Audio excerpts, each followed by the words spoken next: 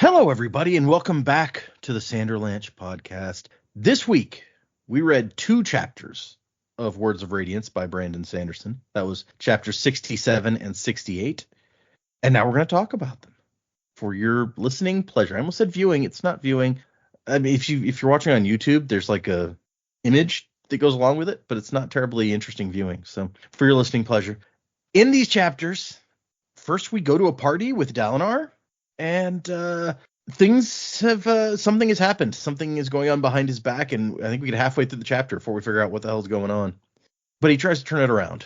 And then we have chapter 68, Bridges, where Shallan has gotten out onto the Shattered Plains along with Adolin and Kaladin and Dalinar. The whole crew is heading out. And there's a lot of talk about bridges, both mechanical and man-carried. And then the bridge lets Kaladin down, figuratively and literally. I'm Data, and with me this week is Jack, Joe, and Jamie. So hang on something, everybody. The Sanderlanche is about to begin.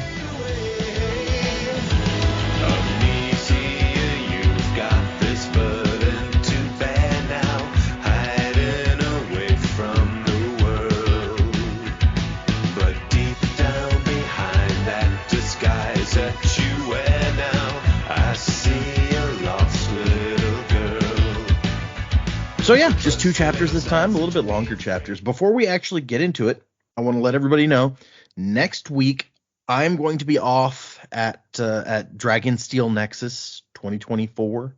So I will not be able to record either of the nights that we would usually record. I think one of those nights I'm going to the World Hoppers Ball. And so I gotta decide if I've never tried to travel with like a suit before. I may need a garment bag or check or carry on rather.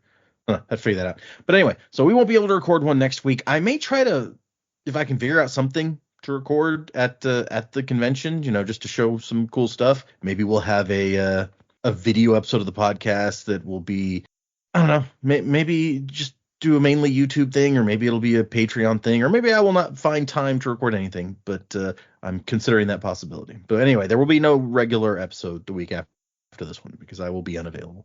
So just to let you guys know up front. So, for the chapters we read this time, what did you guys think of these 2 chapters? Yeah, they were good. Again, I feel like, all right, we're getting things more in place for whatever's going to come next. I particularly love Dalinar's just boss move, and it's like, all right, so they're spreading out rumors that I've lost my mind and all this stuff, so I'm just going to own it. I'm just going to say, yep, everything I saw there is true. Come at me. I'm like, all right, that was pretty cool. I'll pay that. I did like, in the second chapter, Shallan calling out Kaladin as well. It's like, Adolin's actually making an effort. You can stop being such a dick. So like that was pretty cool. I mean, I don't think Kaladin is entirely blameless in the situation, but we can see that Adolin is making the effort now.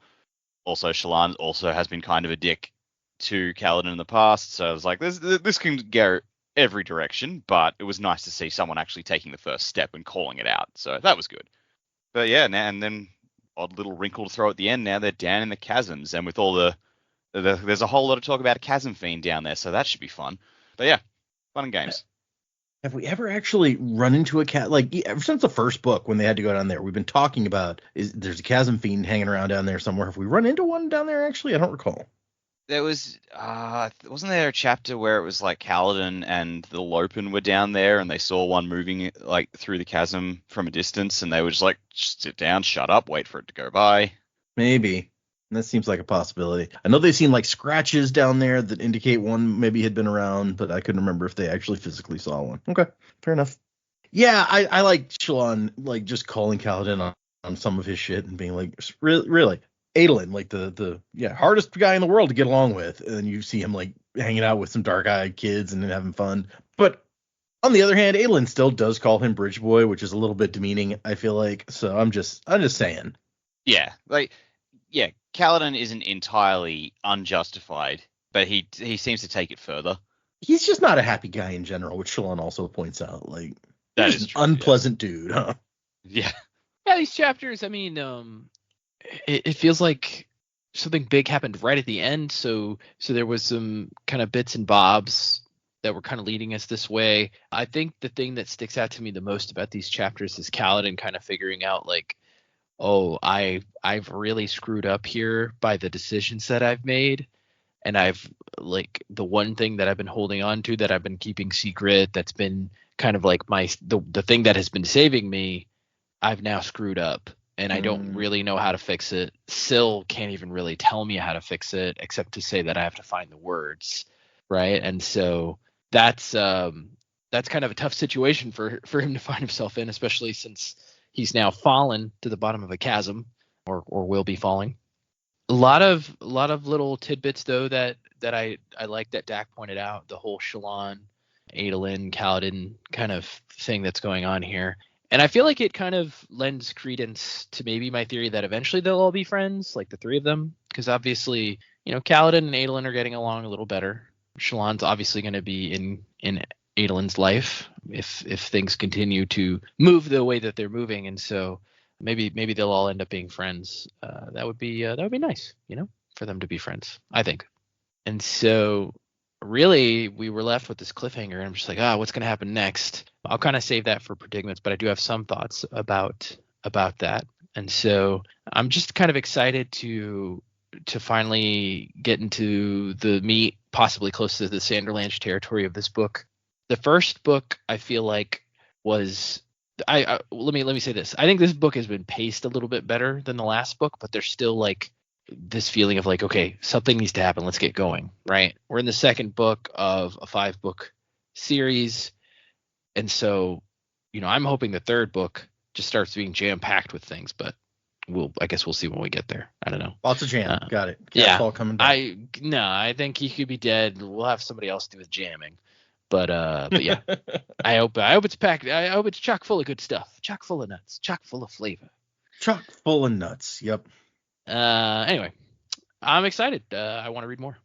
I like the way Kaladin's having this problem with Syl, like you're talking about. And it's like, and especially now that he's going to be at the bottom of a chasm, apparently, and we know that if everything was copacetic, Kaladin can fly right out of that chasm, or walk up the side or whatever, right?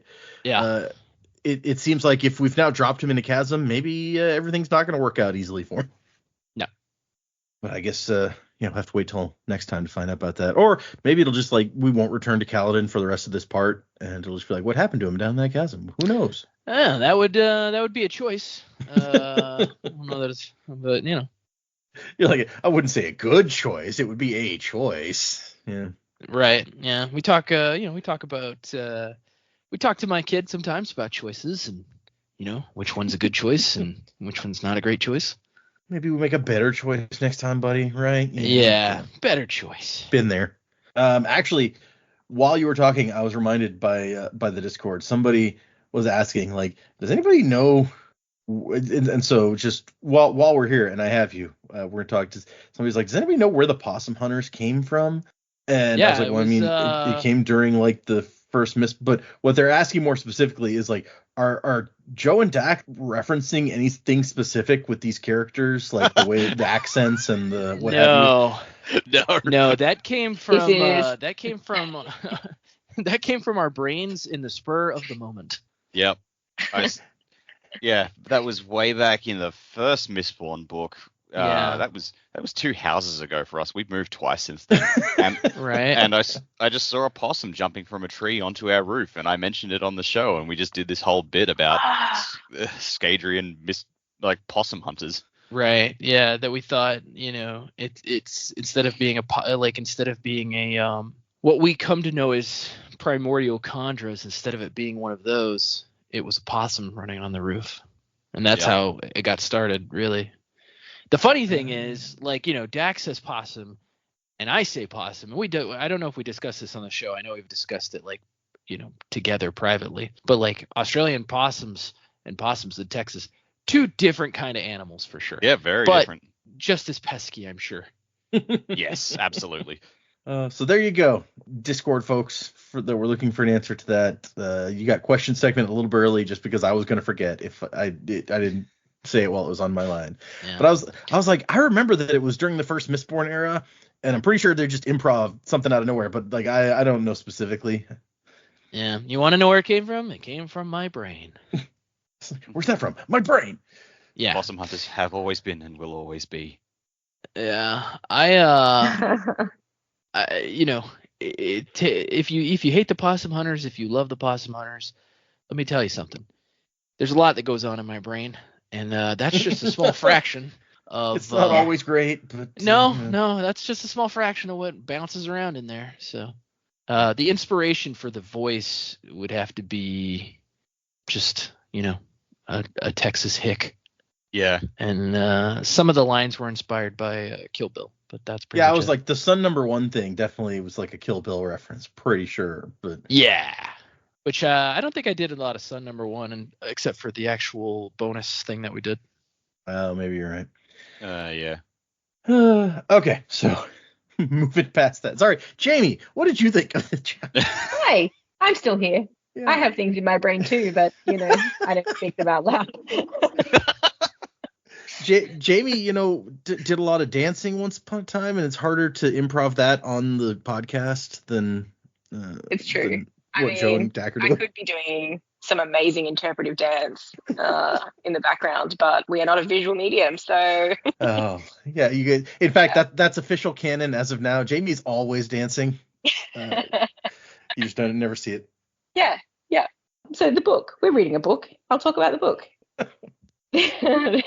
These chapters, yeah. So I was kind of like, there's not really a lot that's happened. Like, we're talking about things, but there's nothing really that, the bridge is falling down. That can only mean that there's things about to happen. So that's exciting. So before recapping these chapters, I'm really excited to read the next set of chapters. That'll be good. Probably revisiting things that have already been said by Dak and Joe. But yeah, the relationship between Kaladin and Syl is a little bit worrying at the moment, and especially with her seeming to revert to kind of how she was when they met is a bit scary. If there's a time you don't want to lose your powers, it's probably now.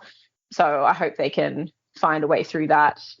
Fortunately, we know a guy who knows the words of Radiance, so I don't know, maybe if these characters talk to each other, they might actually be able to help each other out and progress some things there, but we'll see how we go. Dalinar's visions, like we've now gone through a book and almost 3/4 of Dalinar having these visions and nothing really coming of it. So it's interesting that it's been brought into the public light, even though there's been rumors circulating about it for a really, really long time. But to have that lens of mockery over the top is a bit unfortunate, but I like the way he handled it. That was pretty cool move. So good on him. In there, Adolin and Kaladin's friendship.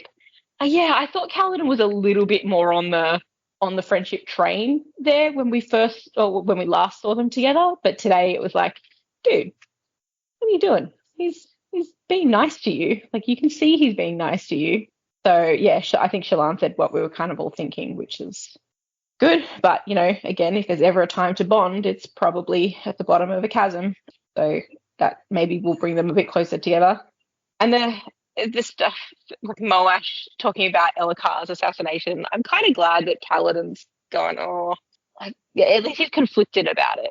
Like, yes, he said he would agree and he thinks it's the right decision, but he does appear to be struggling with the choice a little bit. So I'm glad at least it's not just like clear cut in his mind, because I was very, very concerned about that. But he's going to have to work some things out, because obviously it's affecting things with Syl and his powers as well. And, our assassin in white potentially bouncing around out there. Like, it could be, but I don't really think that's where Seth is up to at the moment. So we'll probably talk about that a bit later, but we know other people that are out in the chasms that have powers that people don't know about yet. So we'll see what that looks like in the end. But yeah, a lot of little bits and pieces, I think, starting to come together and stitch together now, which is exciting, because that always means we're coming up to the juicy end of the book. So yeah, we are at the end of these chapters 76% of the way through, so just over 3/4 of this one. So yeah, it's gonna need to start ramping up a bit soon, as you and Joe I think have both indicated now. But I like your comment on maybe the bottom of the chasm is a great place to finally start talking to each other. Wouldn't that be nice if it forced some characters to get some stuff out in the open that they've been hiding this whole time by just being stuck in the bottom of a chasm? Yeah, I mean, if you have a chasm fiend chasing after you and you have these abilities to get out, You know what? I'd be inclined to probably start showing some people because Adolin's suspicious as it is. Dalinar is seeing visions and things. Like, you guys have got a lot to talk through. Maybe it's all linked. Maybe. But it's like the whole thing. If people sat down and actually talked about what was going on, we wouldn't have a book, right? Yeah. It would be so much easier if everyone just sat down and talked it out, which actually goes to your other point where Dalinar's been having these visions for so long, and there's been rumors about them for so long, but it was like his instinct was to keep these a secret because people are like, it already looked bad when there's these rumors about stuff happening to him. He's like, oh, what's going to happen if the word gets out about what it is? Maybe if he had elected to say something sooner, this wouldn't hit as hard as it seems to hit. Yeah. So, you control the messaging. You get ahead of it before someone else gets to. Yeah.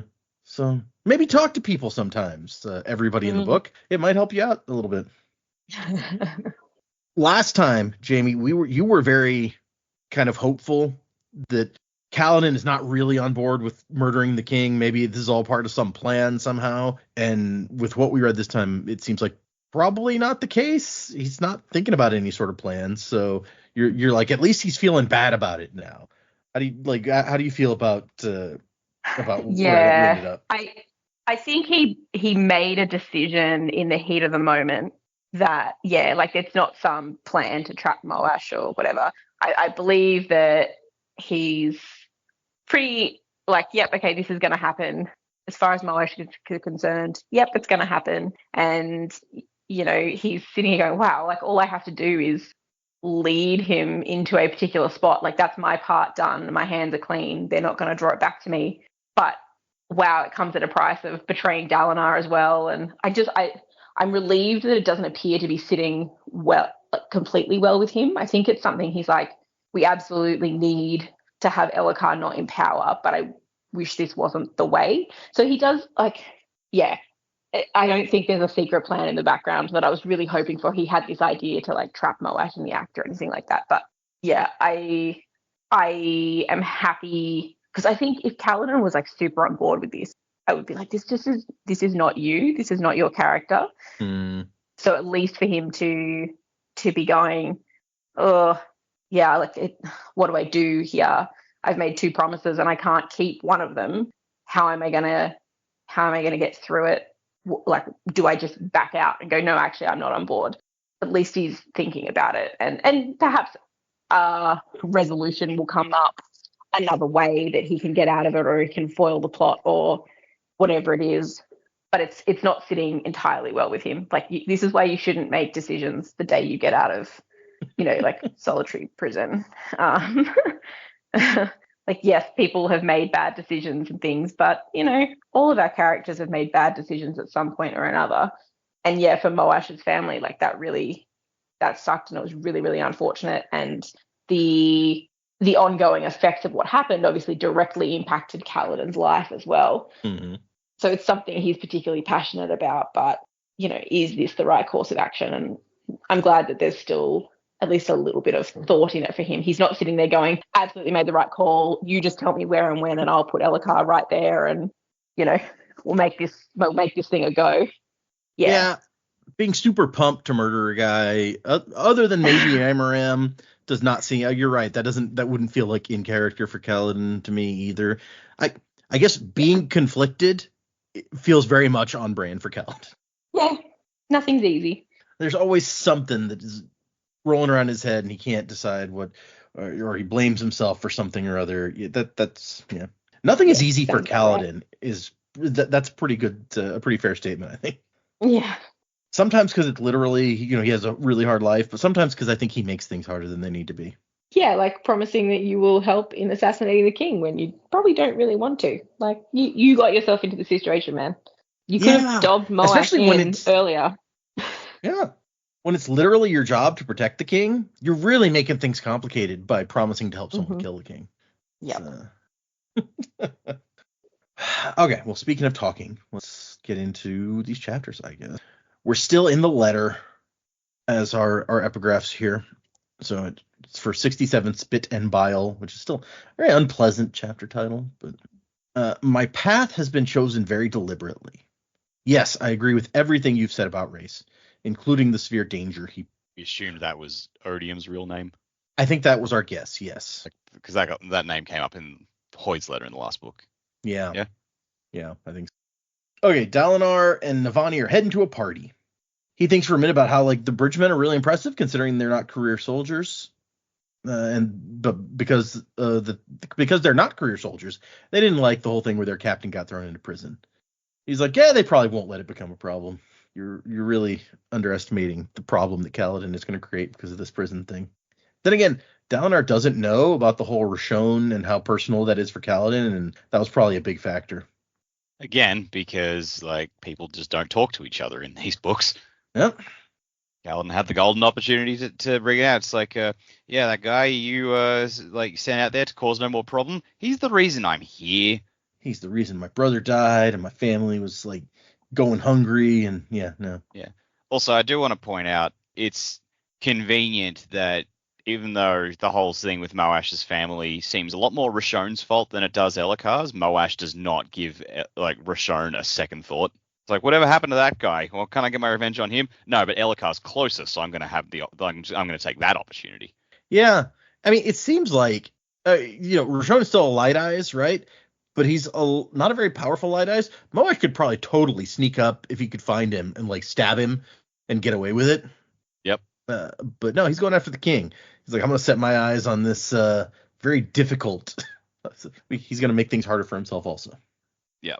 You can even work your way up to it, like kill Rashon first, and then I don't know. Dalinar isn't paying much attention, and so Navani's like, "Oh, we made a breakthrough in the design of new shard blades the other day." Like, wait, what? When can you make new ones? And she's like, No. The breakthrough was that we discovered that the gemstones that are attached to like the hilts of the blades, they weren't always there. So it turns out that after the Radiance gave up their shard blades, people could not summon and dismiss them. It was sometimes several decades later, someone figured out that if you attach a gemstone to the blade, then you can like use it to summon and dismiss it. Which means that we basically know nothing about how shard blades were made. We know less than we knew before. And he's like, I don't see how that's a breakthrough. And she has to explain it to him in a way he can understand with like a war metaphor. And he's like, oh, okay, I get it. They're planning their expedition out onto the Shattered Plains to get the Parshendi, and he's going through all the stuff that they need to bring. She's still upset about Yasna, which, yeah, when your kid dies, I imagine that it's not something you get over real quick. And she's like, did you know that she wouldn't let me be a mother to her? It's like once Yasna climbed into adolescence, she no longer needed a mother. Brutal. That's sad. Yeah. I believe from what we know of Yasna that she was very independent as a teenager. I totally buy that. I believe it. Also, I wonder if that goes a bit of a way to explaining Ellikar a bit. Navani couldn't, act as the mother figure she wanted to Yasna. She might have doubled down on Ellikar a bit, and he might be just a bit more of a spoiled brat. Yeah, that would make sense, right? Yeah. And then we get a moment where Navani mentions, it's like, she says that this is the first time for me dealing with this. How did you manage it when? And then is what it says, because Dalinar can't hear the name of his ex-wife, his dead wife, I guess I should say. I know you loved her, Dalinar. You don't have to deny it for my ego. I don't know what it's like in the print version. In my Kindle version, the letters they're actually, it's yellow as opposed to the rest of the text, which is black, so it stands out even more. Yeah, our font, like it's still grey, like grayscale, but it was definitely lighter. Interesting. Yeah, it is too. And it's just typed shh, all one word. Yeah. I'd like that they try to make it stand out even more, to be like, look how weird this is. Yeah. He doesn't know her name. Look how crazy. And he has trouble answering this question because he's like, I can't tell you how I dealt with the death of my wife because I don't remember her at all. That was how I dealt with it. I just chose to forget every goddamn thing. I mean, I guess that's one way. And he hasn't told her about this, so she sees like that he's having an issue with this question, and she's like, "Oh, I'm sorry. Was that too difficult a question considering like who it's coming from? Like your new love asking about your old." I get how that would be awkward for you. Well, it's a difficult question, but not for the reasons you think. Yeah, and he's thinking about it. It's like there's this hole there, and he doesn't even get an emotion when her name, which he can't hear, is mentioned. Like he doesn't know what to connect to her. So he thinks best to move on to another topic. And he's like, so I can't help but assume the assassin is involved in all of this, but I don't know how. My brother knew something he never shared with any of us, and I'd give almost anything to know what it was. Because you do remember Gavilar left him that like weird message at the end. You must find the most important words a man can say. The words of Radiance? Oh my gosh, did I just crack it?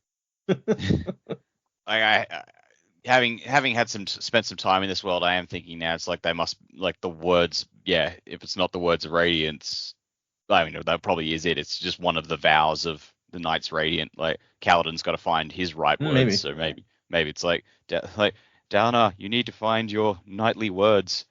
And Dalinar's like, fucking, how much did I fucking drink? What does this mean? He did drink a lot that night. He was Uncle Drunky for a while there. He sees High Prince Ruthar's coach going by, and he thinks that High Prince has lost all of his shards except his own blade.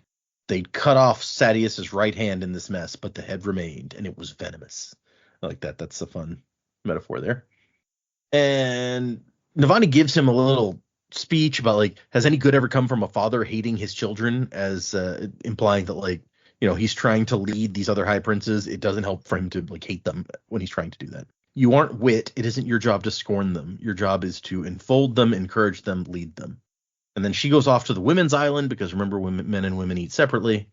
We've seen it before, the Pinnacle's like feasting complex, but it's like there's all these little islands with kind of rivers made running between them, and the water's glowing because they've dumped spheres into there. And specifically now the spheres are purple to match the moon that was just rising. There's 3 moons on the planet. But did we know that before?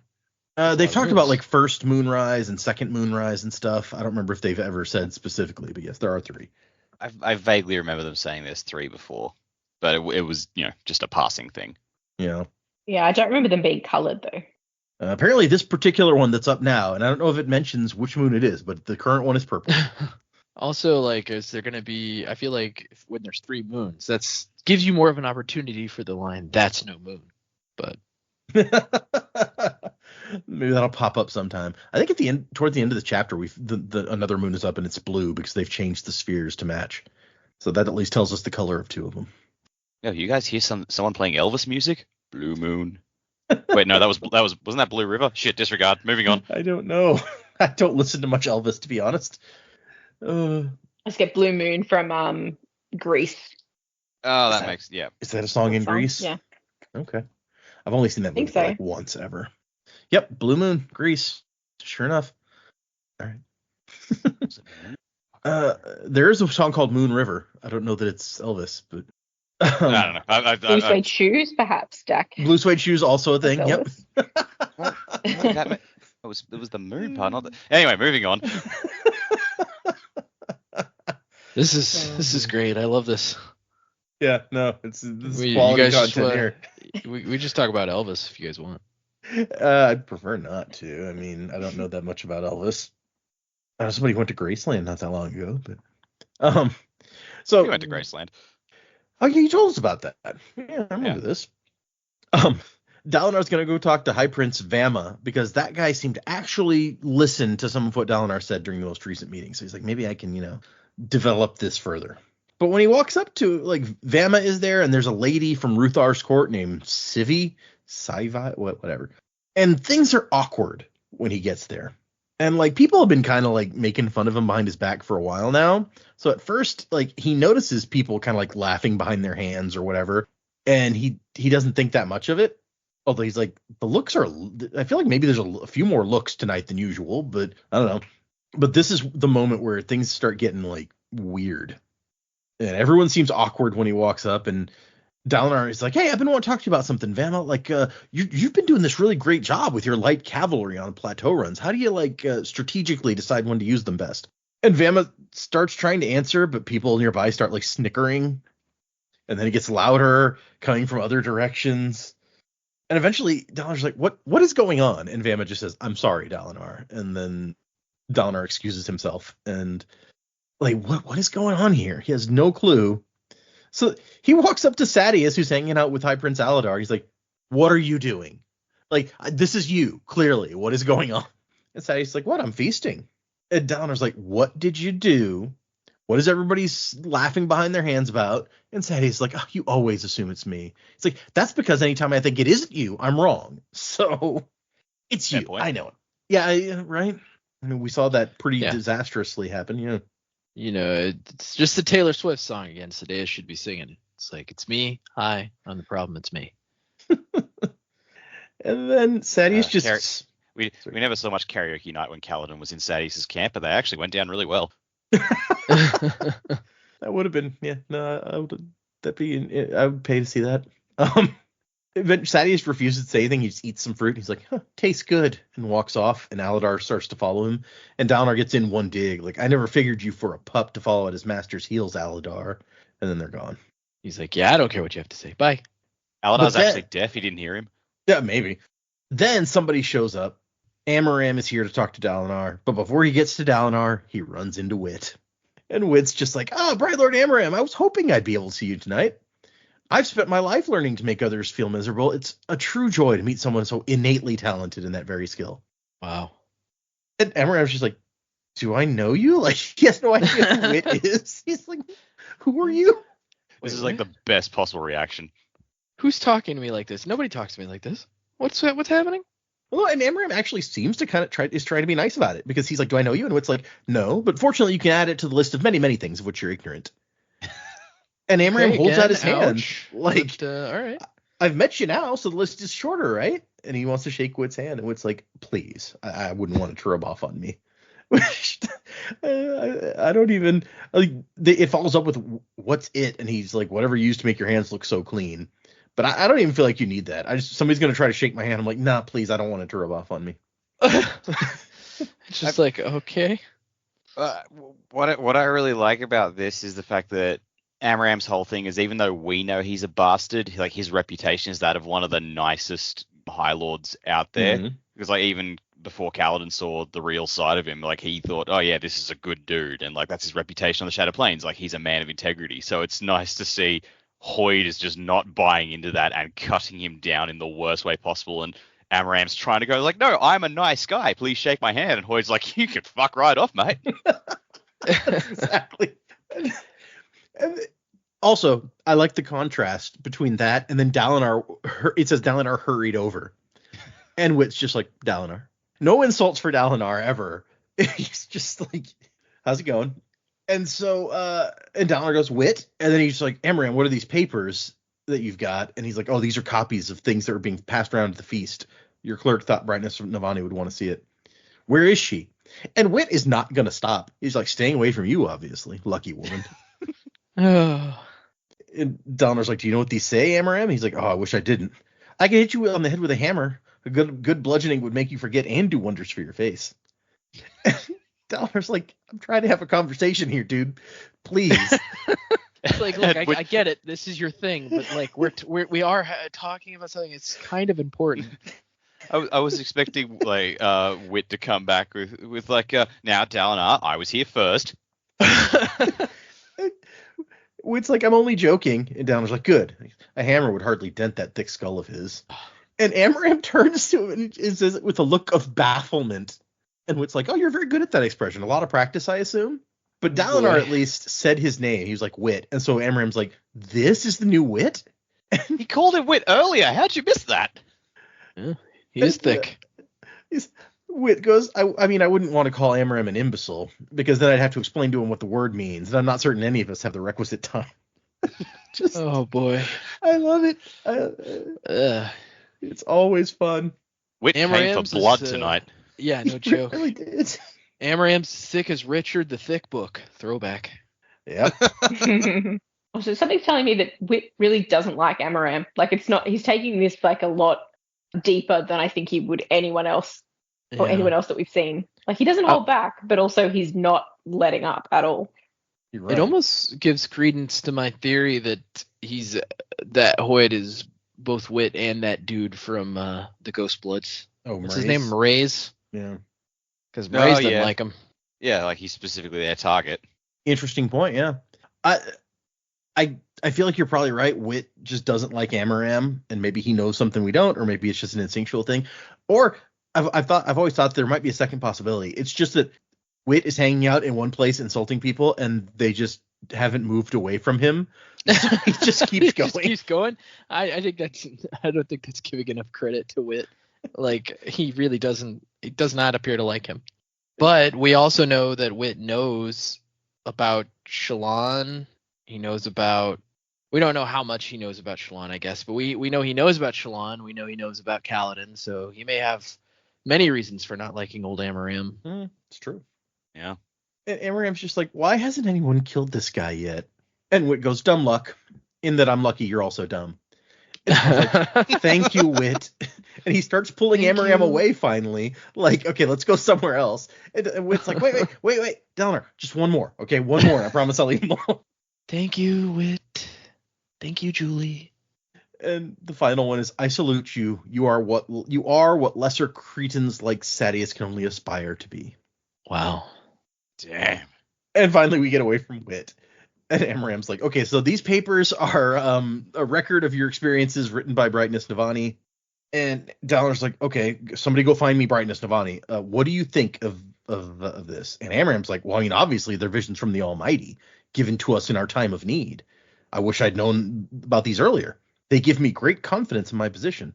And he says, a dead god can't have prophets. And Amaram's like, no, dead. No, you must have like misunderstood that. Like he's dead in the minds of men, in that they no longer listen to his commands. And apparently Dalinar has requested Amaram to look into the Herald. He says, what about that supposed Herald, the thing I asked you to investigate? And he's like, okay, I'm still investigating. So that explains why Amaram could walk into Dalinar's camp and go to the temple or the monastery where Talon was and try to interrogate him. But he made it seem like he was there like very secretively. So is he working under Dalinar's orders, or is he doing something else? He might be using the excuse to get in there, but then he's asking his other questions. Right. Yeah, or his time with the guy is supposed to be closely monitored, and he's like, no, I'm going to go in and do this sneakily. And then we get a complete change of subject, where Amaram's like, I'm surprised you let that slave stay as the head of your guard. Arya. And Kaladin's not even here. It says he's resting after his imprisonment. And I was like, he's a good soldier. He carries some scars that are having trouble healing. And Amaram, in what I feel like is one of the ballsiest moves I've ever seen, is like, I mean, if you trust him, great. I wouldn't mind hearing an apology. Not for my own ego, mind you, but just to know that he's, put this aside. Okay, guy. And I'm just like, dude, why you want to poke the bear? Like, just let it go. Dalinar could just said, hey, while I'm at it, I could get Wit to apologize to you too. We all know how that will go. Yeah. Right? I mean, I guess in Amaram's eyes, that is something a Light Eyes would expect to happen in that situation. Yeah. So he's like, by asking for it, he's giving the appearance of like, well, obviously that's not true, so I expect an apology because I'm a Light Eyes. Like, I can only imagine that's got to be why he goes for that, because he knows he fucking knows. He knows. You know what you did. 100% knows. You know what you did. And then there's a very brief moment here where Navani is coming towards them, and Wit starts to insult her, and she just swats him in the face with her stack of papers and keeps going. And I love that. I love that Wit does not insult Dalinar, but he has no problem with anybody else, including the king's mom, like throwing some stuff out there. I mean, we were all very suspicious of Navani for a long time there. It's true. But I just like to imagine, like, Navani does this. She smacks Wit in the face, and all the other Light Eyes gone, wait, we can do that? Right? Like, wait. This revolutionizes these parties, quite honestly. We could hit some guy that's insulting us? Great. Like, we're allowed to hit the Wit? And Navani walks up, and she goes, they added words. Like, she's not pissed about like somebody broke into her quarters or something and stole these and copied them. She's like, they changed what I wrote, and she's pissed off about that. They changed the tone. They changed my words to imply a ridiculousness to the experience. They make it sound like I'm just indulging you. And then they added commentary in another handwriting that pokes fun at what you say. And he's like, so they didn't change the visions themselves? They copied those accurately? And Navani's like, I mean, yeah. But like the tone, there's all this mockery in there. It's nauseating when I find the woman who did this. And he's like, no, it's fine. This is the act of childish men who assume I can be embarrassed by the truth. As I fear not a child with a weapon he cannot lift, I will never fear the mind of a man who does not think. And Navani frowns and he's like, it's from the Way of Kings. That one book that I know. Yeah, and she's probably also like, I hate that book. She talked about previously like how Gavilar got obsessed with that book and she was super annoyed about it. Yep. I'm so fucking sick of people quoting that damn book to me. And then he's like, you know what? All right. And he goes over to a table and picks up a pan and hands it to a serving woman so that he can climb up onto the table and look out over the whole crowd. And he's thinking to himself, like, this isn't how people in Alethkar act. Like, everyone's like, holy crap, this is not done. You don't make a spectacle of yourself intentionally. He even sees Adolin and Shallan like rushing over because he's like, they must have just arrived and heard what happened. So Dalinar announces to the crowd, what you've read is true. Commentary has been added to discredit me. The tone has been changed, but I'm not going to hide what's happening. I am getting visions from the Almighty almost every storm. There's been rumors for a while. This shouldn't surprise anybody. And I really should have probably released these before now. And from now on, everyone I receive is going to be published so that scholars everywhere can investigate. And he's like, I don't blame you guys for thinking I'm crazy. It's a natural conclusion here. There are those among you who assume I will flee or be broken. They don't know me that well. I want to speak with each and every one of you here. The words you hold may mock me, but if you must laugh, do it while looking me in the eyes. And then he stepped down from the table and he went to work. So dude spends hours just talking to everybody, just like he said he would, showing them a forceful, confident man, the Blackthorn turned politician. And he's like, let them compare me in person to what they're reading here and see what they think. So we never even get to hear like Shallan and Adolin respond. Like by the time he's done talking to everybody, they've already left. So who knows what that was going to be about. And he says that Adolin is getting fonder of this young woman than any that he's dated recently. And for that alone, he's inclined to encourage the relationship, assuming he can ever get some straight answers out of Yaakoved about her family. So things have taken a turn in Yaakoved. They're getting a little crazy there. And Wit comes over and he's like, hey, you know what? That was smart what you did. You turned an attack into a promise. I found myself without much to do. Few people sought to talk to Elhokar. All came to you instead. And Dalinar hears the implication there that basically he's acting like the king. And that's why people are coming to him instead of the king. And Dalinar's like, Wit, am I a tyrant? And Wit thinks about it. And he's like, yeah, you are. And Dalinar's like, I don't want to be. And he's the best kind. You're technically a tyrant, the best kind of probably not. And this whole section is really where I feel like Hoyd, like if you could say he's interfering in a planet's affairs more than anywhere else, it is here. And it's in like these discussions he has with like down, like he's interacting with these people on a level that's very involved, which is not what we've seen from him on other planets. So you could definitely say that he's definitely involved himself more on on what the hell is this planet called? Roshar. He's definitely involved himself more heavily on Roshar than other planets. So that is interesting to me that this is different. Like for some reason he's become more directly involved here. Well, I mean, if the letter we saw last time was from Hoyd, like you guys are thinking, then that may be the indicator of what the difference is. He's like, Odium is here and we need to stop him, was kind of what I got out of that. Gotcha. So our sexy drifter's the secret hero. Maybe. Let's see. He tells Dalinar, it is an era for tyrants. I doubt this place is ready for anything more. Another place, another time, I might have denounced you with spit and bile.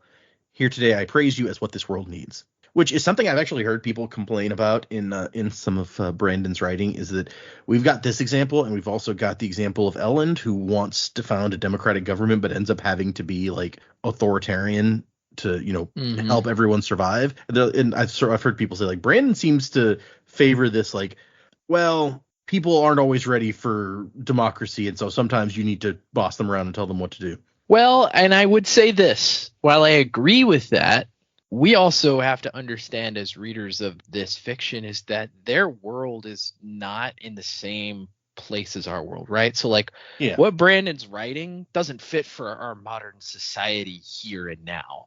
It fits for the worlds that he's writing. And if you look at like historical examples, obviously Julius Caesar is a bad example, right? Because he didn't give up the power after he took it, right? But if you look at other examples of ancient Rome, like that was a thing they did and it had worked in the past. They gave power to somebody during a time of turbulence who could lead them, and then that person gave up the power and they went back to a democratic like thing, right?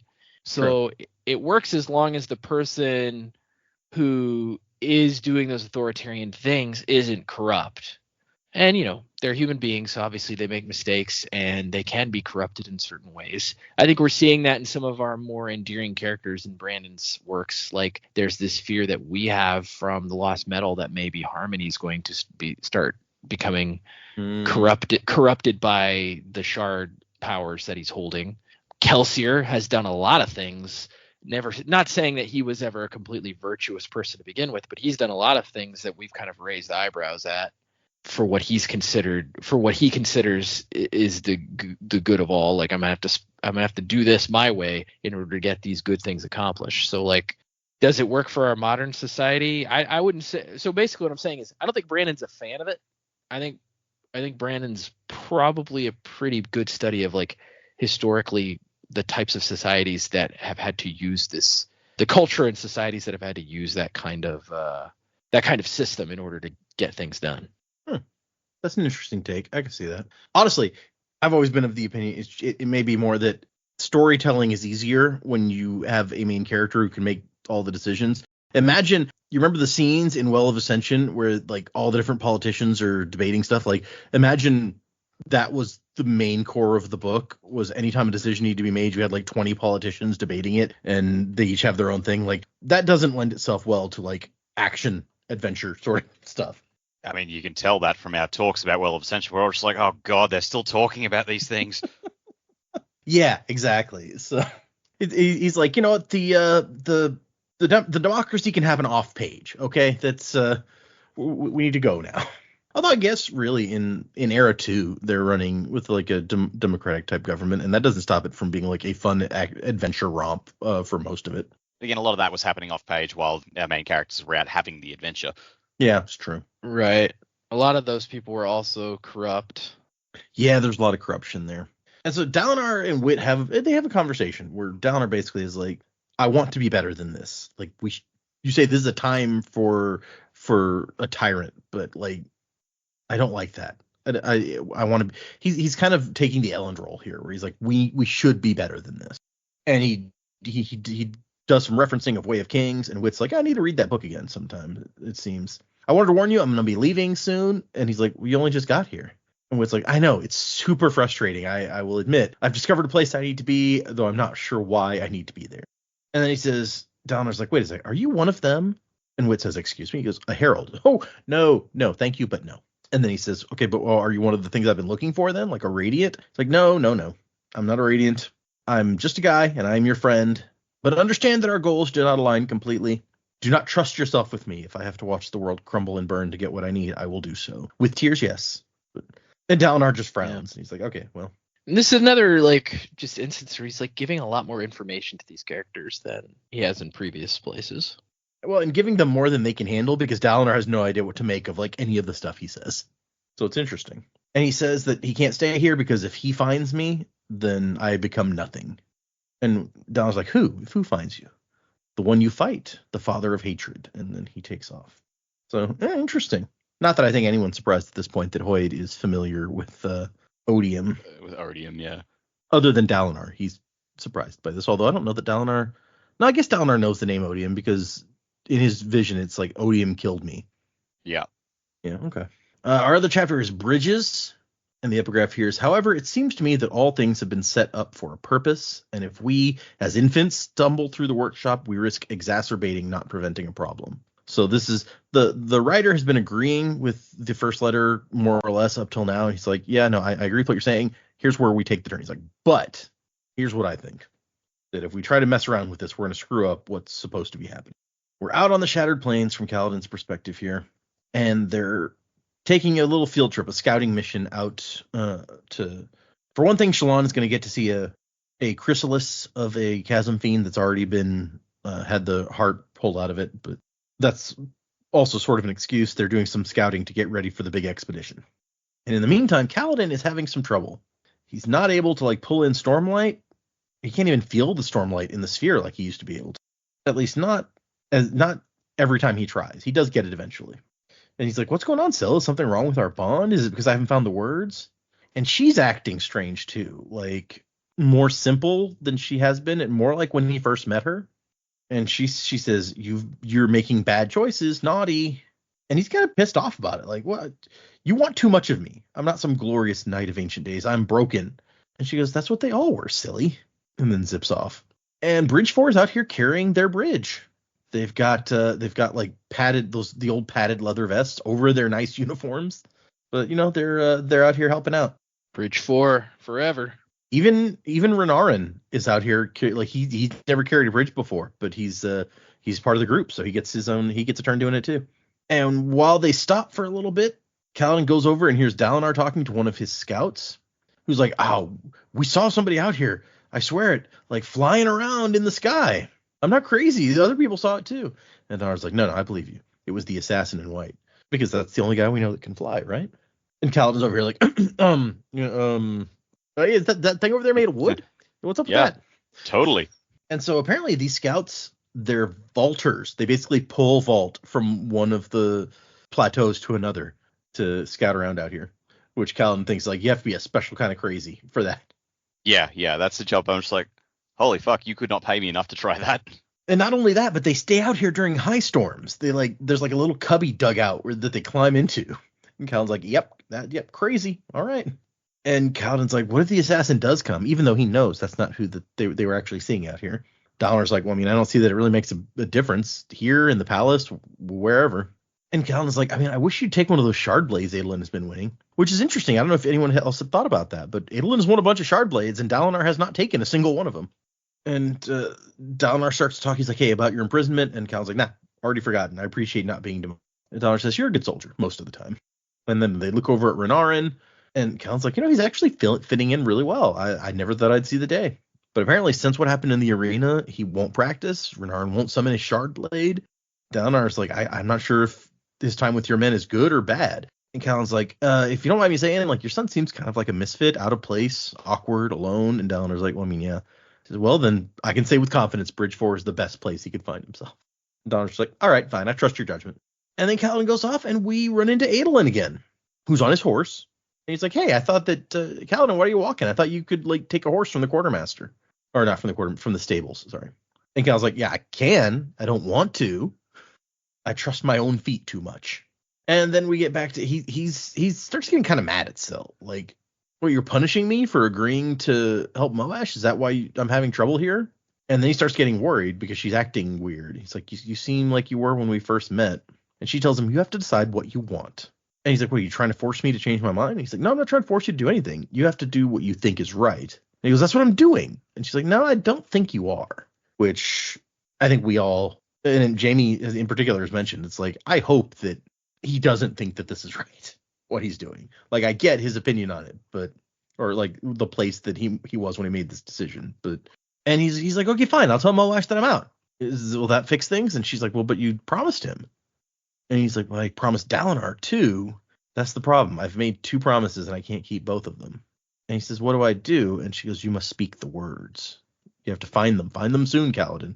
And he's standing there whispering, like, stay with me. I'll figure it out. Just don't lose yourself. I need you. And then they're starting to lower one of those big mechanical bridges. And Shallan's like, stop. She wants to get a drawing of it, like, in the process of unfolding. She's like, I've been trying to get that all day. Okay, you can go. You can continue now. And he's kind of annoyed. He's like, oh, this bizarre woman again.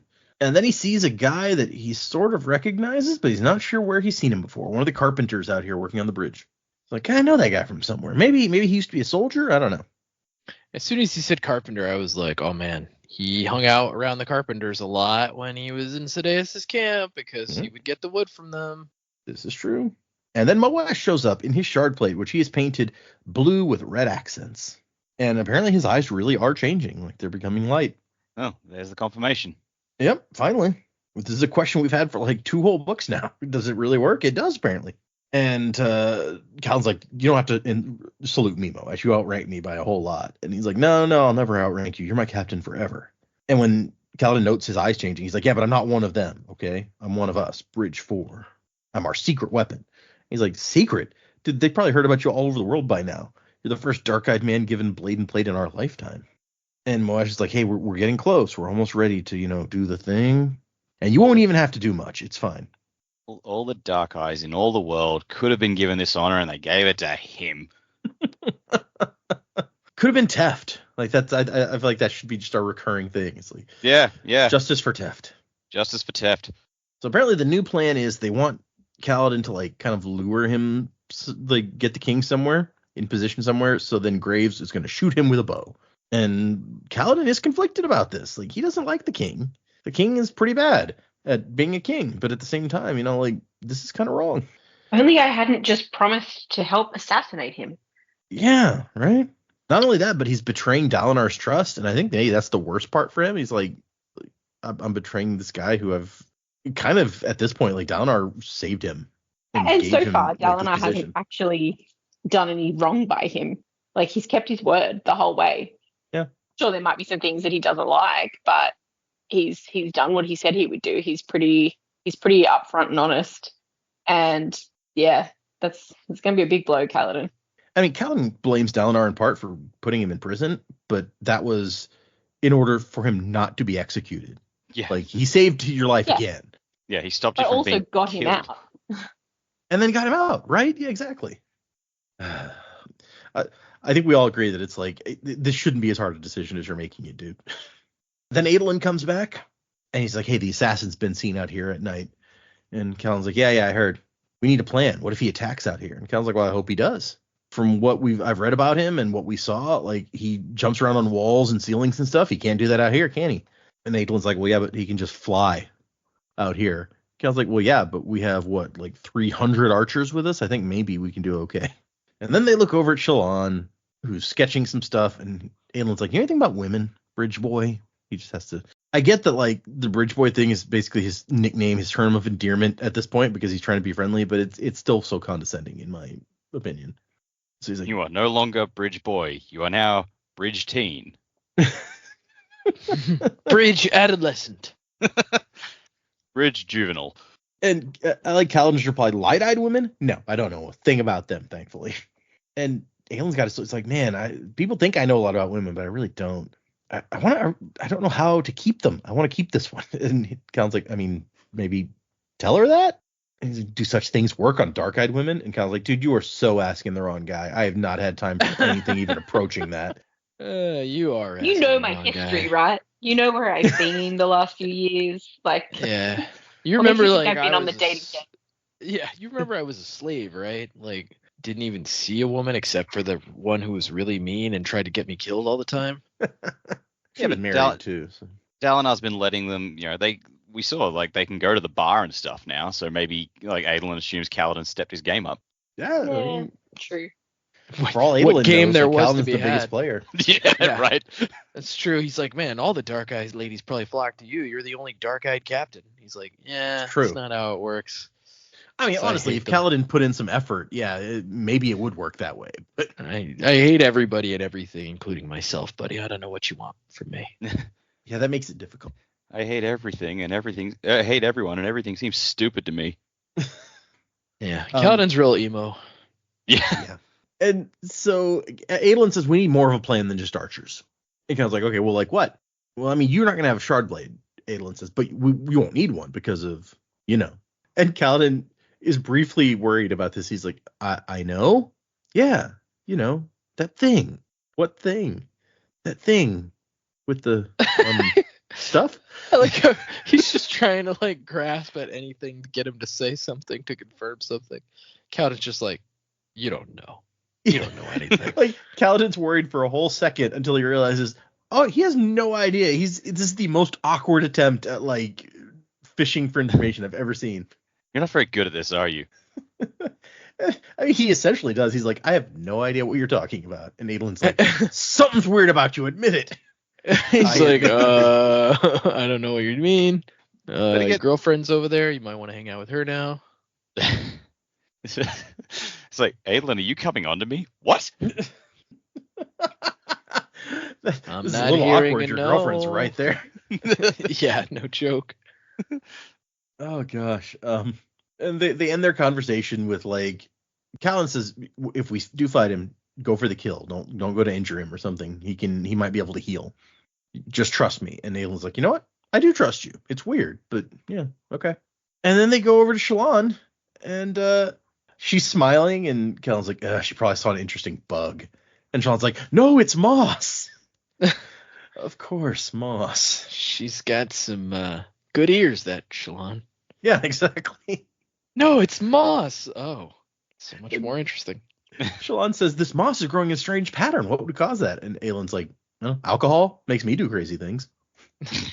I wonder if Pattern was the one there and was like telling her, he said he thinks you're looking at a bug. Oh, She's maybe. like, no, it's moss. Oh yeah, I never considered that. That would be great. 100%. Yeah.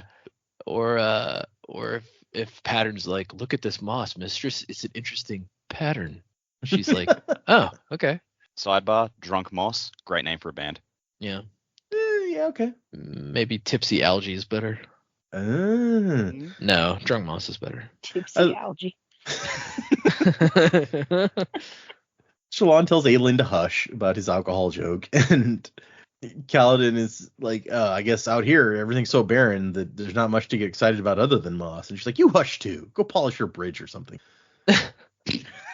Sounds so dirty. Yeah, it does, right?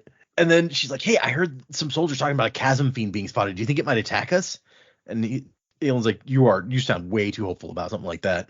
And they start talking about like why we're bringing all these soldiers out. She's like, the Parshendi aren't even showing up to fight over Chrysalises, right? And Kaladin and Aelin both talk about how like when your enemy changes tactics, that's when you need to worry. And Aelin goes, yeah, you're good at military thinking for a bridge boy. And Kaladin says, coincidentally, you're good at not being unobnoxious for a prince. And Aelin's like, oh, thanks. And Shallan's like, that was an insult, dear. Aelin, for the love of God, don't thank him. And then she goes, Aelin, would you slay this moss for me? And he's like, wait, what? Give it a good chop as a favor to your betrothed. And he does. He cuts the thing, and then he's like, women, and heads off. As long as that's all you want me to chop. And so underneath, like, all of this accumulated creme, which turns into creme stone, as they said, that he's just cut through, there is white rock. Like, he's thinking, you don't see white rock like this often out here. This had been quarried somewhere, which meant that there was a structure here at some point a long time ago. And Shallan's like, hey, you're smarter than you look. Good thing. And he's like, do you really have to make a quip out of everything? Like, are you that desperate to prove how clever you are? And she calls him out, like, for not only insulting Aelin, but deliberately couching it in a way that he didn't think Aelin would understand to make him look foolish when he's trying very hard to be nice to you. And she's like, you really aren't like Kaladin comes back with like a kind of unkind reply. And she's like, you really are just a hateful man, aren't you? Underneath the mock boredom and the dangerous glares, you just hate people. Is that it? She's like, Aelin is trying. He feels bad for what happened to you, and he's trying to make up for it. He is a good man. Let's not forget, like, you told Aelin about Amaram, and Amaram took you at your word, which is the only time a Light Eyes has ever and probably will ever do that. So, like, right? that's not to be like sneezed at. And Kaladin's like, he calls me Bridge Boy. He's provoking me. And she's like, yeah, because he's so like hard to get along with. Look how unlikable he is. And you look over and Aelin is like laughing with the dark-eyed water boys, and he like lets one try on his helmet and stuff. And Kaladin's just like, insufferable woman. It's like, why do you have to make so much sense? I hate you. And so he goes back to his bridgeman. And it's not just Renarin who's on his first bridge run. Lopin's cousins had never run bridges either, and we've got at least 3 of them here now. So, oh God, his cousins. But yeah, we go through the rest of the day. They're out on the plains. They're crossing to where they're going. And at one point, there's a conversation where Kaladin even offers the services of his men to like help carry bridges, as long as as Dalinar does it smart, not the way Sadeas ran bridges, where it's like, You give armor to the men, you put some people out in front of them with shields to protect them. Like, being a bridge person would not be so dangerous in that. And I was like, okay, well, if you guys are willing to do that, then let's work on that too. Okay. And as they're crossing this mechanical bridge, Kaladin looks over and he sees that same guy, the carpenter. And then it clicks. He knows where he's seen that guy in Sadeas' lumberyards. And he starts running. And Aelin sees him running and starts running also. He doesn't know what the danger is yet. He leaves Shallan behind him in the middle of the bridge and just starts running the same way Kaladin is running, assuming that this guy knows what he's doing. And Kaladin like yells, "The carpenter, stop him!" And Dalinar's also standing in the middle of the bridge. But Dalinar's been distracted by something, and Kaladin realizes it's horns. The enemy has been spotted. Dalinar turns towards the horns. The carpenter pulls the lever. Adolin, in his shard blade, grabs Dalinar. The bridge lurches, and then it collapses. So we know at the very least who's on this bridge. Shallan was left in the middle of the bridge. Kaladin's on the bridge.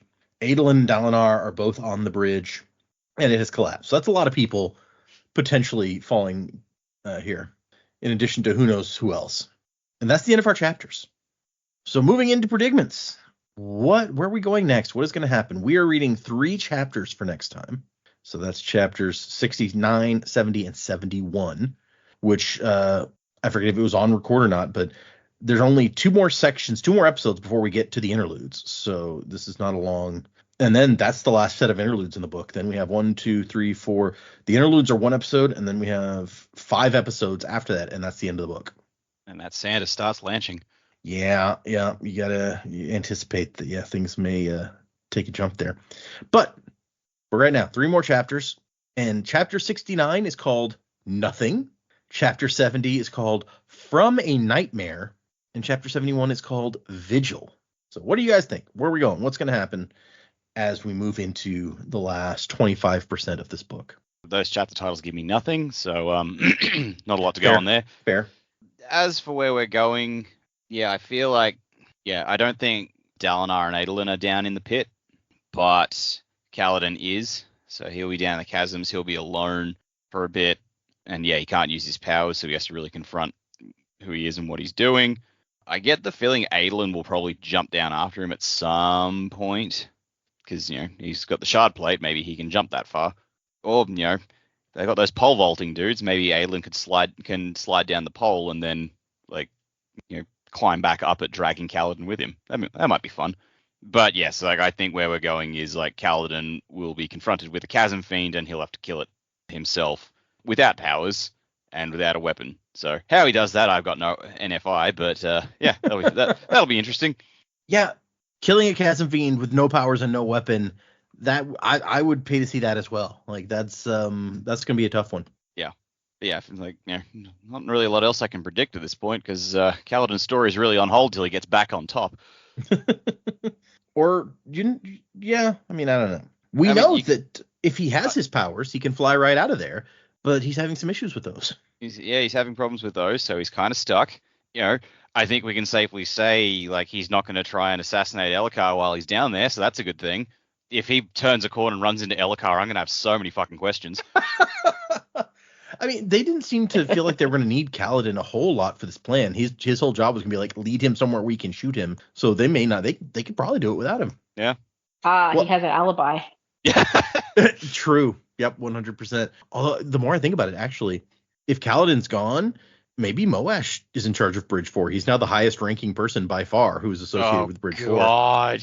So he might take over the bodyguarding the king. How easy would that make it? Oh, Bridge 4 is now Bridge fucked. That's a good line. Bridge 4 is now bridge fucked. Yeah, thanks.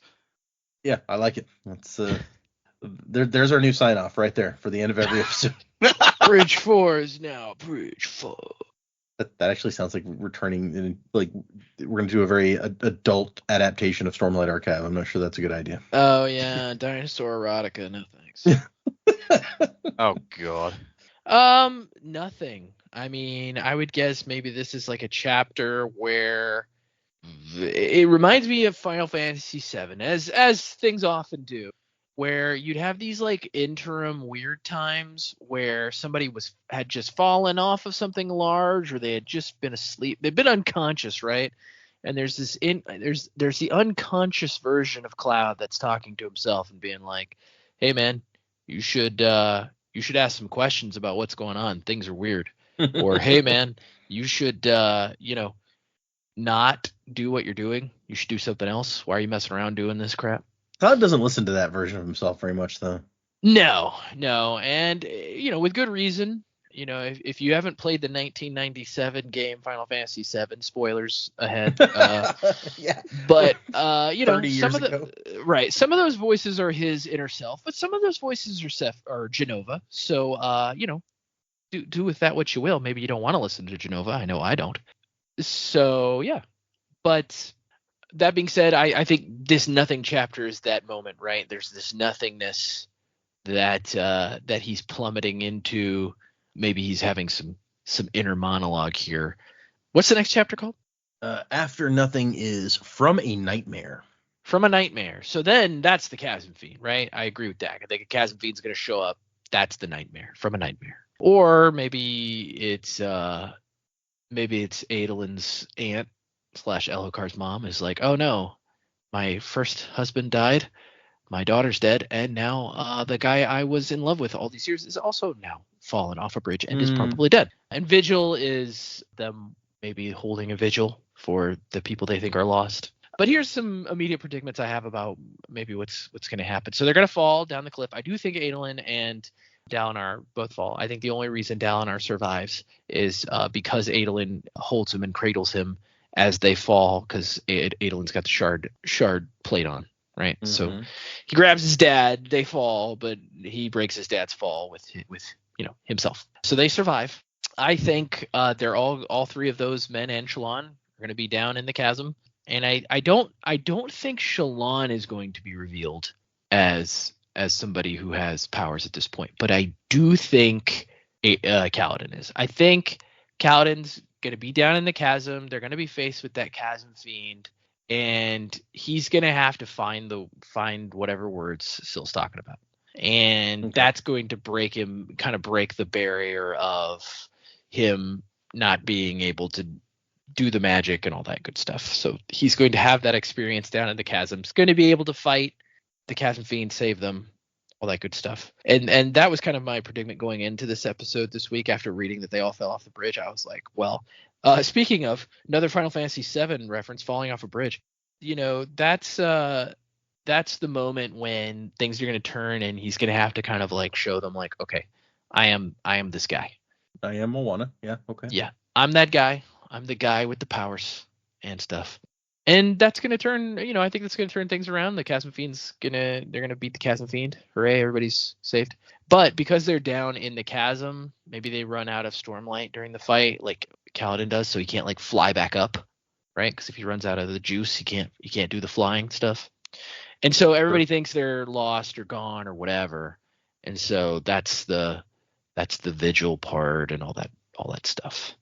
But, eventually they will come back. That's my predictions. Okay. That makes sense. So we'll have four of our friends down there, and they'll take on a chasm fiend together and grow closer in the process and come back out all. Maybe Kaladin will have revealed himself. Yeah. Not in, the public indecency kind of way. Or it could be both, they're not mutually exclusive. They probably should be, though. For some reason, I can't fly. My clothes are too heavy. I must take them off. Don't take these clothes off. Thank you for that insight into what happens when Zap Brannigan gets powers. Yeah, exactly. You feel it. It's real velour. If only Kaladin's outfit was made out of velour. Yeah.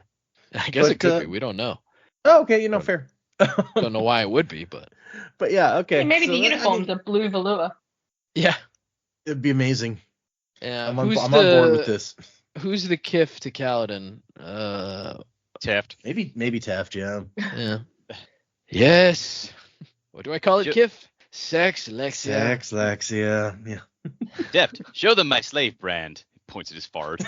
It's like, yeah, well, they all see it. But no, yeah, your thoughts make sense. I like the idea on From a Nightmare that, yeah, the Chasm Fiend could be a thing from a nightmare. I absolutely buy that. Those are scary things. So, or thinking more of your beloved ones are dead, also from a nightmare. Also pretty nightmarish. Yep, this is true. I mean, Navani had that very dramatic scene in the last book where when she thought Dalinar was dead, she like painted the giant justice glyph on the ground and like set it on fire. Justice is dead. So Jay thinks. Anyway. Yep. But yeah, no, that's some good thoughts, and I guess we will find out. Or will we? Yeah, maybe not. Maybe, like I said, the rest of this part will just jump to somebody else's perspective entirely. Yeah. That would make me very, very mad. We finally get we finally get some Teft perspective that everyone's been clamoring I've been dying for it. Yeah. Yeah. Teft's well, maybe Teft's chapter is nothing because he's back at the camp. He's like, yeah, nothing's going on here. It's kind of boring. Maybe that's we need that. We're getting to that point where we need the other person's perspective that we haven't had, so that we get the dramatic reveal or entrance or something. Yep. Yeah, that's true. Yeah. The nothing chapter is Rock stirring the soup, and he tastes it. Tastes like nothing. Perfect. So on that note, chapter titles, I don't know. It could go anywhere. It really, it depends on whose perspectives we're looking at. So I'm gonna leave them where they are. But yeah, I've been, as we recapped at the start, wanting our characters to get together so that something can actually happen.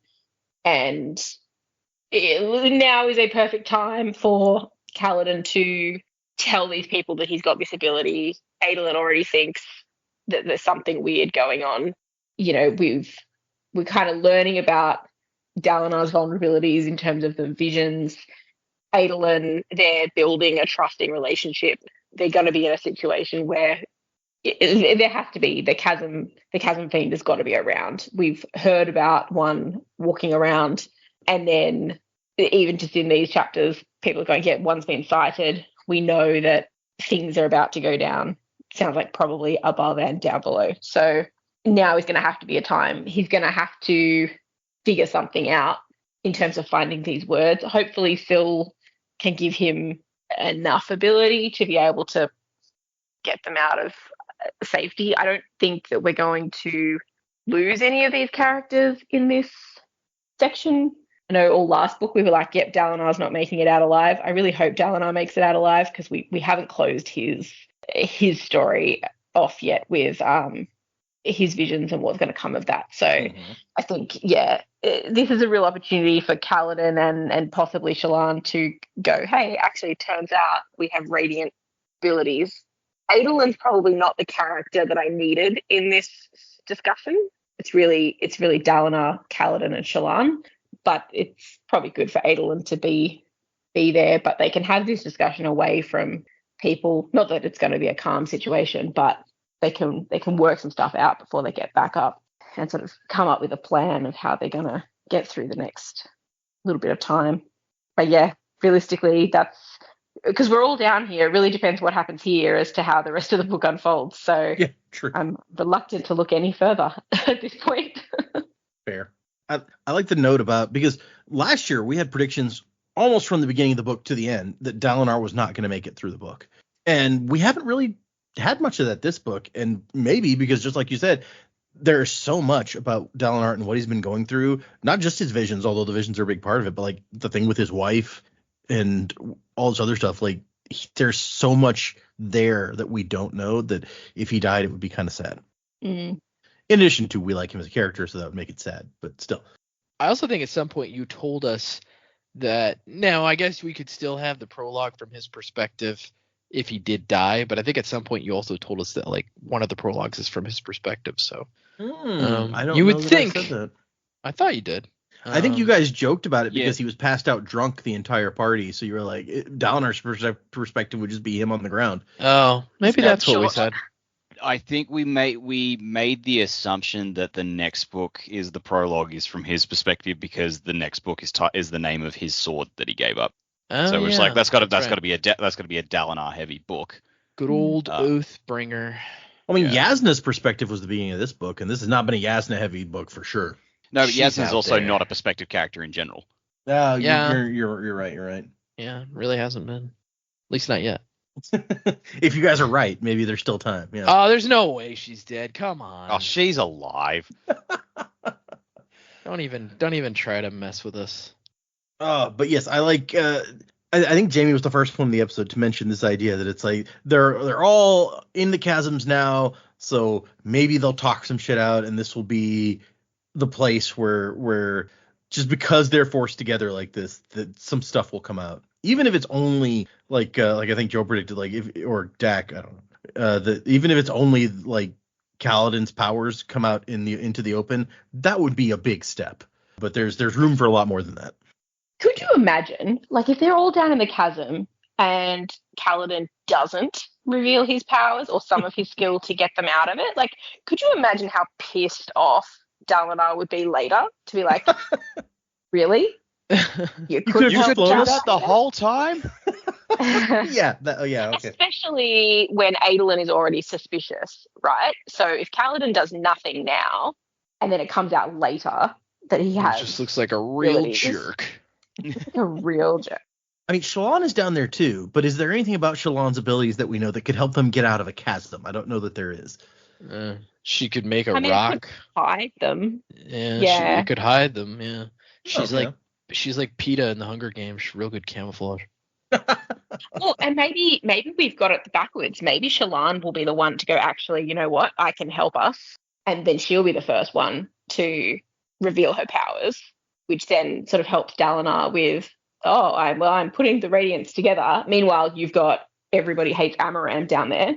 So yeah, I don't know that anyone wants to be on Team Amaram for reforming the Knights Radiant, but that might give Kaladin the courage or something to then come forward. Tonight on Everyone Hates Amaram. I guess Shallan does have like soul casting abilities, but she's never like used them at all. Yasna was like, practice with the other thing first. Yeah, she doesn't really know how. Although turning a chasm fiend to smoke would be pretty sweet. That would be That badass. would be awesome. So, I mean, if it was Yasna could like create a ladder from thin air, and then everyone can just climb up. But she's not here, so Yeah. Maybe they don't kill the chasm fiend. Maybe they tame it. Ooh, grabs a I've made, Yep, I've grab made that jokes big about someone riding a chasm fiend for a while now. Maybe this is the opportunity. Yeah, the book turns into Dune. He's gonna ride the worm. Yeah. You know, Kaladin doesn't like other Like a people. Maybe lobster. he'll make friends with the chasm fiend. Like he finally finds somebody he gets along with. He gets me. Ah! Look how cranky that chasm fiend is. He gets it. He understands. Okay, let's. Sil, do you speak chasm fiend? Kinda. Can you translate? He wants you to get off his lawn. Ah, that makes sense. Yeah. No, I get it. We're down here. This is his territory. That makes sense. How long is he gonna give us? He says he's gonna kill you. Oh. Well, we tried. Okay. But now hear me out here, Sil. Tell him maybe if we stand on his claw and he throws us, we could probably get out. Yeah. Like a chasm Fastball fiend special. catapult. Yeah. Okay, let's. We have a bunch of emails, and I don't think we have time to go through too many of them today, but we'll do a couple of them. Our oldest one I was saving when Dak was gone because there's a question for Dak at the end of it. But there's actually 3 emails, and it's the third one that has the question for Dak. So it might be a minute before we get there in this one. So these emails are from Niati, who sent us emails back in September is when these emails were from. So it's been a while that these did not get read. Yeah, it has been a while. Niati says, "Hi there. I started listening to your podcast about a month and a half ago when I was going through Arrow 1 reread. I've now listened to Well of Ascension, Hero of Ages, Secret History, all of Arrow 2, White Sand, and Sixth of the Dusk. I'm very excited to start listening to your Stormlight episodes since this is my absolute favorite series. The Way of Kings was my first Sanderson book, and I remember being blown away by how much I loved it. I very much enjoy everything each person brings to the discussion. Jamie is a woman after my own heart and has the most infectious laugh. Dak is hilarious and has my favorite theories. And Joe brings a critical lens that's measured, honest, and refreshing, even if I don't usually agree. However, I am mainly writing this as a data appreciation email. I think you do a great job as host and Cosmere expert helping those of us who are rereaders in some cases and first-timers in others catch connections and learn tidbits we may not necessarily know. But mainly, I think it's very clear that you are a lover of the worlds and characters that Brandon has created, and this enthusiasm is the thing that has hooked me. I do have one minor criticism. I think sometimes the group is just a little too harsh on female characters who choose to embody more traditionally female things. Like Arrow 1 Allrianne being the main example of this. She loves dresses and shopping and desserts, but I think she's meant to represent that women can be strong and independent without needing martial prowess, or to be one of the boys, or to be someone stern, older, and who's gone through a particularly horrific experience a la Tindwyl. I don't really care about her character overall, and the whole using emotional allomancy on Breeze thing is skeevy all around, but it's more just that some of the dialogue around her hinted at a subconscious bias, ones I myself am guilty of having. The reason I specify Arrow 1 Allrianne... Sorry, go ahead. I was gonna say, No, I don't know that our issue with Ariane was ever based in like the fact that she liked frilly dresses and things. It was more of just like the self-serving nature of a lot of her attitude. Yeah. Yeah, she was very just sort of frivolous and flighty and dismissive of other people's feelings. Like the whole like wrapping herself around Finn. It's like, we're going to be sisters. I'm just like, oh, that's not cool. Yeah. It's like forcing it upon Vin. I think that was the first thing that I was like, oh god. And yeah, maybe a personality flaw of mine. I am very big on first impressions, and then I just see what I don't like after that. So yeah, I am all for you. Be who you want to be. You can be flighty dressed. Like, I personally would consider myself a fairly girly girl. No problems with that whatsoever. But yeah, Orianne, she rubbed me the wrong way the first time we really saw her. And while, not a terrible character in the big scheme of things, she just had some traits and I was like, oh, we would not be friends in the real world. Yeah, she definitely gives me like that, which I'm not a super huge Wicked fan, so excuse me if I'm talking in ignorance, but she just gives me like that Glinda vibe that I'm like, yes. Oh, I can't unsee that now. I'm seeing that movie tomorrow, so. My wife saw the movie. She said it was wonderful. Oh, good to know. We were going to see it at the beginning of the week, and then we saw Moana 2 first, and now we're going to see. I quite enjoyed Wicked. Okay. I'm excited. So the email continues. The reason I specify Era 1 Orianne is because in Era 2, once I found out it was her edict that female constables had to look, quote, feminine, I decided she can go right to hell. Anyway, thank you all for your content. I hope the group comes to love Stormlight as much as I do. Good. From Niati. And then there's a second email. That was the best postscript you could have. Like, yeah. The fact that you held that till after we had our discussion was just perfect. Well, I think I interrupted him, but yeah. Yeah, and I mean, I don't think that. I remember when we got to that point in Era 2, it was just like, Orianne still doing this stuff. Yeah. I guess technically the ancestor of Wax. Yep. Yeah. Niati sends another email. Sorry for multiple emails, but I forgot to ask. I think on an episode I listened to recently, Joe mentioned his bookshelves have a lot of manga, and I was curious which ones are his favorite. FMA is mine, and Brotherhood my favorite anime. Funnily enough, I struggled to get into White Sand because I'm not into graphic novels, but I have historically greatly enjoyed manga. 0 cents in that. Thanks again. Yeah, FMA is good. I've never finished it because right now, for money, just for sake of money purposes, ease of money, I'm doing a subscription to Shonen Jump, and FMA is not in the Shonen Jump library. And so mainly I'm focused on those right now. I've read through quite a few. Hunter x Hunter is finally back, so I'm reading that as it's coming out.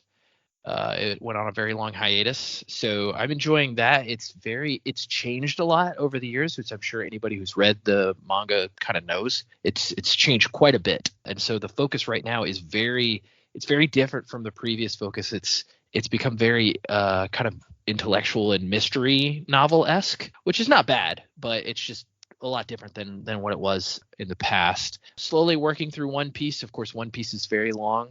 Only like maybe 200 something chapters in, and there's over 1,000 chapters. So I'm hoping that One Piece ends soon so that I can just read it all the way through. Probably my favorite one that I've read from beginning to end. One of my favorites is Bleach. Bleach was very good. Naruto's good. I mean, it's fine. It's not the best one that I've read, but I enjoyed it. Food Wars, I actually enjoyed quite a bit. Some of the endings of the manga that I've really enjoyed have been kind of abrupt, which I'm not a super big fan of, but I kind of get it. It's like they have to land the ship because they know, like, okay, I have this many chapters until I've told the publisher that I'm done with this thing, right?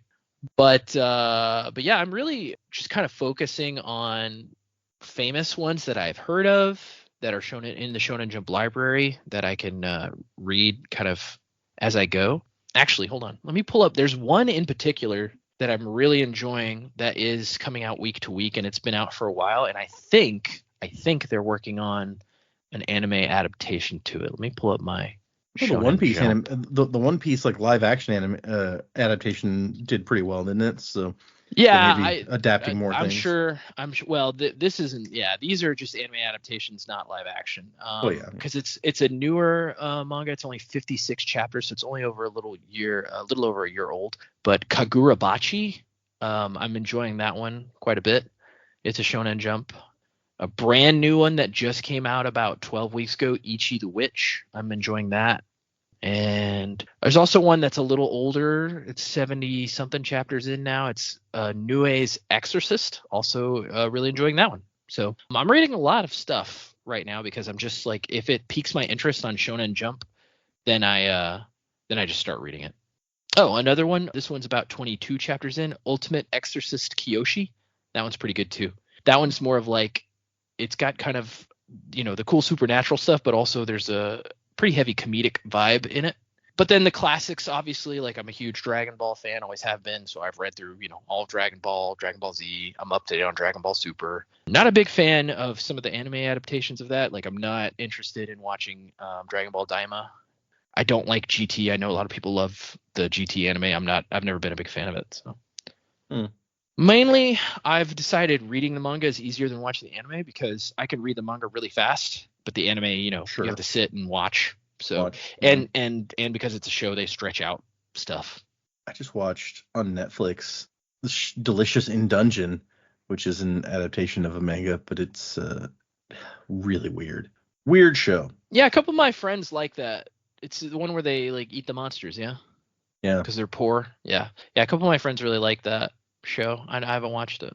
Like I said, I don't have a lot of time to watch stuff right now, so reading on the weekends is about all I have time for. Okay, so the third email that Niati sent, and I swear all I remembered was that there was a question that specifically was like, I want to ask Joe and Dak this, and so I was waiting for Dak to come back. I had forgotten what exactly Niati asked about, so well, you'll see when we get here. Oh boy. Okay. Okay. One more email. Sorry. One of the episodes I listened to recently, I think 180. Another listener emailed in asking Joe the same manga question I have. So never mind that, unless his opinions have changed greatly since January. Well, we're past that. Yeah, that's fine. However, I mean, I've moved on to new stuff. I put in some names there that I haven't before. However, I did have another question for Joe and Dak. As it relates to possum hunters, I'm curious if the two of them are thinking of two different animals, since Joe, as an American, would be thinking of the North American opossum, and Dak would be thinking of Australian possums. Something I thought about during an episode where Jamie mentioned seeing a real-life possum hunter's truck, and it struck me that possums down there are really very different from opossums up here. They are. And we did talk about that. And we talked about it in this episode. Isn't that coincidental? That put the dink in Coinky Dink. Yeah.